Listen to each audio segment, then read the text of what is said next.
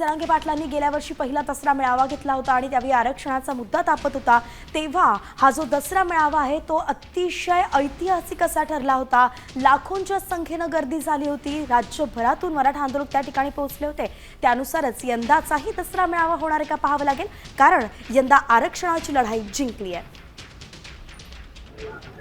धाकटी पंढरी श्री क्षेत्र नारायणगडावरती मनोज जरांगे पाटील यांच्या उपस्थितीमधला दुसरा मेळावा होतोय। मेळाव्याला अवघे काही तास शिल्लक राहिले असून समाज बांधव जमण्यास सुरुवात झालेली आहे। याच नारायणगडावरती गतवर्षी मनोज जरांगे पाटलांनी सरकारला इशारा दिला होता आणि त्याच्यानंतर हैदराबाद गॅजेट लागू झालं। आज विजयी दसरा मेळावा या ठिकाणी आयोजित करण्याचं काम गडाच्या वतीने करण्यात आलेलं आहे। या दसरा मेळाव्यासाठी मनोज जरांगे पाटील उपस्थिती लावणार। संपूर्ण परिसर जे आहे आता भगवामय व्हायचं वातावरण सुरू झालेलं आहे किंवा मराठा बांधव जे आहेत या ठिकाणी यायला सुरुवात झालेली आहे। नक्कीच मनोज जरांगे पाटील या व्यासपीठावरून काय बोलतात याकडे देखील सर्वांचं लक्ष आहे, कारण बीड जिल्ह्यामध्ये यावर्षी 2 दसरा मेळावे होतात। एक भगवान भक्तिगडावरती म्हणजे सावरगाव घाटला पंकजा मुंडे यांचा मेळावा, तर नारायणगडावरती मनोज जरांगे पाटलाचा मेळावा।